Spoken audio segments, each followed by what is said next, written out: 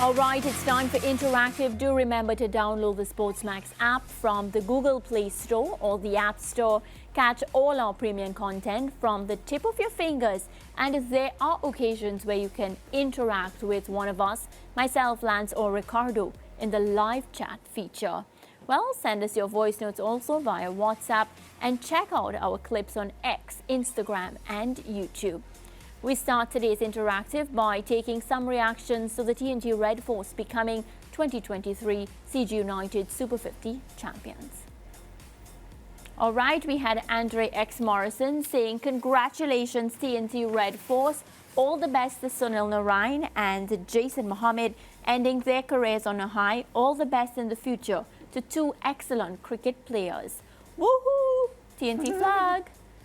All right, Crystal M. Jack, the end glorious. Azriel Sebastian says, perfect season. What a send-off for Sunil. Blaze, I know nothing about Trinbago Knight Riders. I have always known my Red Force. Damian Babulal, congrats guys, and he's tagging Red Force Cricket. Yes, so of course a lot of love there for the Trinidad and Tobago Red Force. This man says he knows nothing about the TKR, he just knows about his Red Force team. Yeah, and you know, a fabulous season for them. When you win a title going unbeaten, there is something special about that. It says that there is absolutely no doubt that you were the best team in the competition. And then you beat the Leeward Islands Hurricanes twice, the next best team in the competition. They left absolutely no doubt. Trinidad and Tobago Red Force, they played enterprising cricket from the beginning to the end and well led by Darren Bravo, both in terms of his performances with the bat and his leadership in the field, and Sunil Narain and Nicholas Puran making his mark in the final with that 39 of just 20 deliveries, just showing the depth in quality that the Red Force came to this tournament with. And yeah, they delivered in no uncertain manner. Yeah, but to be fair, they've had a long history of solid performances in white ball cricket. I've always admired Trinidad and Tobago when it comes to white ball cricket. They have some issues with red ball cricket, which they're ruining the fact that they haven't been able to do anything positive in red ball cricket for a long time. But for decades now, TNT has been strong in white ball cricket, and I am not surprised by their victory here. And the depth of their squad is really the main point that has to be made about why they were so successful and consistently successful, because they didn't just win the title in the final. From day one, they were solid, and they looked a hard team to beat. Yeah. All right, we're moving along now, and we also have a few responses from my interview with Jamaican cricketer Abby J. Mansing on In Case You Missed It. Let's see what they're saying. So Elgran Jero says, beautiful interview, refreshing listening to Abby J and hearing his journey and his dreams. Patricia, so proud of you. My son Joshua Swaby played with and against you from prep school to high school. I remember as a parent watching those awesome training sessions for young boys led by the late coach Dennis Miller at your parents' home. Indeed, glad we are all Melbourne members. Family is everything. Congrats.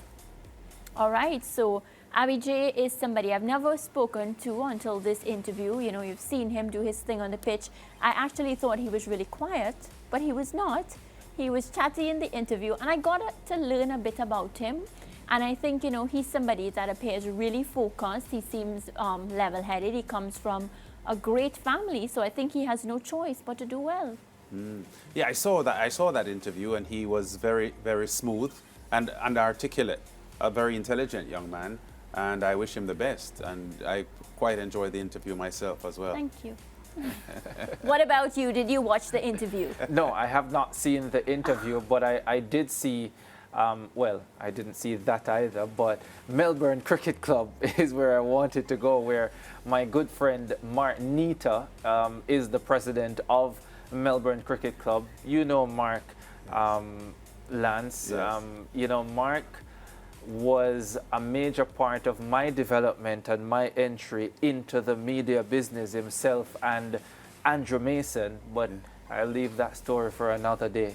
And you have an assignment. Watch the interview, because I want to hear what you think about Abby J. Of course, Mansing. I will watch it before the year is done, for sure. Let's move along. Fans have also been reacting to the Reggae Boys 24-man squad for their CONCACAF Nations League quarter-final first leg against Canada in Kingston on Friday night. What are they saying? Trishana McGowan, she says, happy to see former Mount Pleasant striker Trevante Stewart being called to the 24-man Reggae Boys squad set to face Canada. I would have loved to see McGee back. Nevertheless, good team assembled. Gaz says, Amari Bell hasn't even made it back to the bench for us and he's included in the Jamaica squad. Doesn't sit right with me, to be honest. Reggae Boys memes, more defense than midfielder and attacks. No Cephas and McGee. Need a player like Ravel who can get through passes. Latibade in midfield isn't good enough. Shakhtar Donetsk. This is Snakhtar, sorry. This is a play on Shakhtar Donetsk.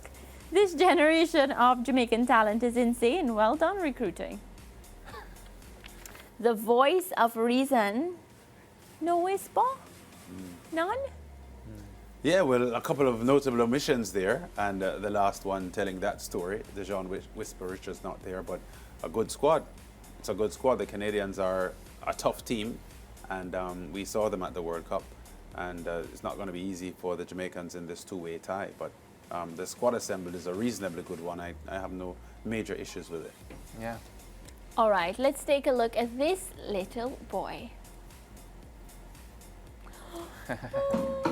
Oh, what a shot.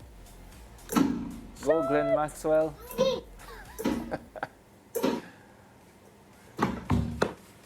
Ricardo would have to do the commentary on this Listen, one. he's got all the Glenn Maxwell shots from the double century at the World Cup against Afghanistan. Yeah. This reminds me.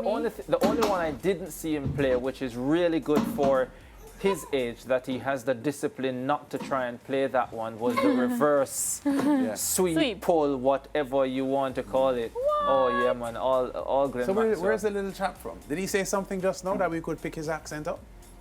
I just heard him say something, but he's an Aussie. Yeah.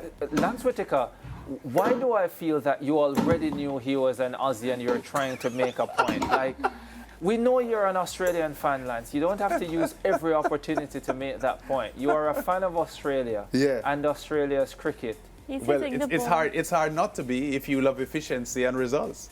He is. I know a lot of West Indians hate Australia, but I wonder why. I mean, as an admirer of sport, I like to see efficiency, and I like to see a team that's hard to beat. Yes. And that's what the Australians are, Yeah. whether you like them or not. Yeah. Well, some clean shots from that young Aussie, and he'll definitely, if he continues on that path, be making the team. But you know, it also says a lot about, you know, where the game of cricket has gone, right? Because had this been 20 years ago and we were shown a video like that of a youngster playing those shots, unorthodox in many ways, he probably would be taken apart.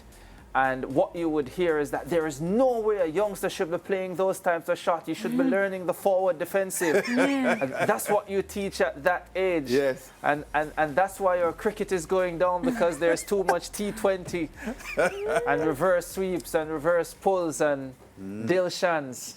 Well, I enjoyed that video. And now we celebrate it. Well, Yeah, T20 is where the thing it's is. called evolution. All right, That's well, one word. evolution, but we're out of time. So we'll be back tomorrow, same time, same place. Have a beautiful evening. Yeah, I know that things been crazy, but it's what I've come to realize. That when you rhythm get you high, ooh, you just come alive, and you feel that feeling that's hard to describe.